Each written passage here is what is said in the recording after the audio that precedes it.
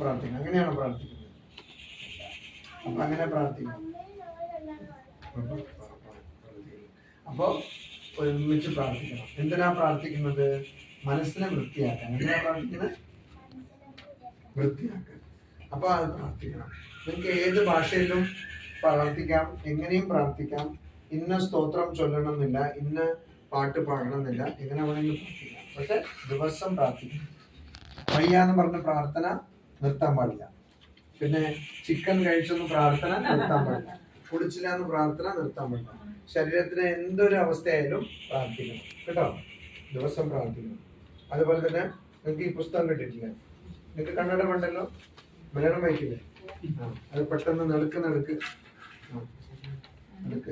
വായിക്കുക. എന്താ ഉള്ളത്?